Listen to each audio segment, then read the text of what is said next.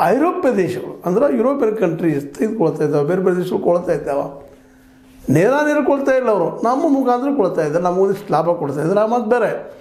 ಆದರೆ ಸ್ವತಂತ್ರವಾದ ಮೀಡಿಯಾಗೆ ಬೇಕಾಗಿರುವುದು ಸ್ವತಂತ್ರ ಧ್ವನಿ. ಆ ಸ್ವತಂತ್ರ ಧ್ವನಿ ಉಳಿಸಲು ನೀವು ಮಾಡಬೇಕಾದದ್ದು ಇಷ್ಟೇ. ಅದೇನಪ್ಪಾ ಅಂತಂತಂದ್ರೆ, ನಿಮ್ಮ ಕೈಲಾದಷ್ಟು ಸಹಾಯ ಈ ಚಾನಲ್ಗೆ ಮಾಡಿ ಹಾಗೂ ನಿಮ್ಮ ಧ್ವನಿಯನ್ನು ಕಾಪಾಡಿಕೊಳ್ಳಿ.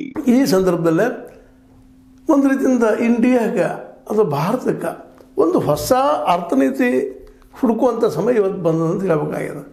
ಹಾಗೆ ಸುಮ್ಮನೆ ಮಾಡಿದ್ರೆ ನಾವು ಮಾಡೋದಿಲ್ಲ, ಬದಲಾವಣೆ ಮಾಡೋದಿಲ್ಲ, ಅದನ್ನು ಮುಂದುವರ್ಸ್ಕೊಂಡು ಹೋಗ್ತಾ ಇರ್ತೀವಿ. ಲಾಭ ಇರ್ತದೆ ಬಿಡಪ್ಪ, ಎದಕ್ಕೆ ಗುದ್ದಾಡೋದು ಅಂತೇಳಿ ಈಗ ಅನಿವಾರ್ಯ ಆಗ್ತಾಯಿದೆ. ಇದು ಸುಂಕವನ್ನು ಹೆಚ್ಚು ಮಾಡಿದಂಗೆ ಅಮೇರಿಕ ಸಹಜವಾಗಿ ಭಾರತ ಹೊಸ ಹೊಸ ಹಾದಿ ಹುಡುಕ್ಲಿಕ್ಕತ್ತದ. ಬೇರೆ ಬೇರೆ ದೇಶಗಳ ಜೊತೆಗೆ ಸಂಪರ್ಕ ಮಾಡಲಿಕ್ಕೆ ದೋಸ್ತಿ ಮಾಡಿಕೊಂಡು ತಮ್ಮ ರಫ್ತನ್ನು ಹೆಚ್ಚು ಮಾಡ್ಕೊಳ್ಳುವಂಥ ಪ್ರಯತ್ನವೂ ಮಾಡಲಿಕ್ಕತ್ತದ. ಜೊತೆಗೆ ರಷ್ಯಾ ಮತ್ತು ಚೈನಾ ಜೊತೆಗೆ ಇನ್ನೂ ಸಮೀಪವನ್ನು ಪಡಿತಾ ಇದೆ. ಇದು ಬದಲಾವಣೆ ಟೈಮ್ ಇದು. ಮತ್ತು ನಾವು ಎಲ್ಲಿವರೆಗೆ ಇನ್ನೂ ಈ ನಮ್ಮ ಚೈನಾ ಜೊತೆಗೆ ವೈರತ್ವ ಮಾಡ್ಕೊಂಡು ಹೋಗುವಂಥದ್ದು ಅಂತೇಳಿ ಇದೊಂದು ಪ್ರಶ್ನೆ ಇವತ್ತು ಮೂಡ್ತಾ ಇದೆ. ಹೌದು, ಮಾಡಬಾರ್ದು, ಆದರೆ ಇವತ್ತು ಮಾಡ್ತಾ ಇದೆಯಲ್ಲ.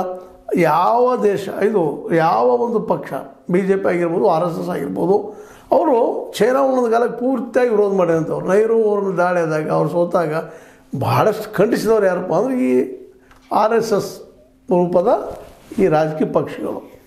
ಹೀಗಾಗಿ ಇವತ್ತು ಅದ ಪಕ್ಷಗಳನ್ನ ಇವತ್ತು ಆಡಳಿತ ಮಾಡ್ತಾ ಇರೋ ಮುಂದೆ ಈ ಚೈನಾ ಜೊತೆಗೆ ಸಂಬಂಧ ಹೆಚ್ಚು ಮಾಡ್ತಾ ಇದ್ದಾವೆ, ಇಂಪೋರ್ಟ್ ಹೆಚ್ಚು ಮಾಡ್ಕೊಳ್ತಾ ಇದ್ದಾವೆ ಅಂತೇಳಿ ಟೀಕೆಗಳು ಬರ್ತಾ ಇದ್ದಾವೆ ಮತ್ತು ವಾಸ್ತವನೂ ಅದ. ಇಂಥ ಸಂದರ್ಭದಲ್ಲಿ ಒಂದು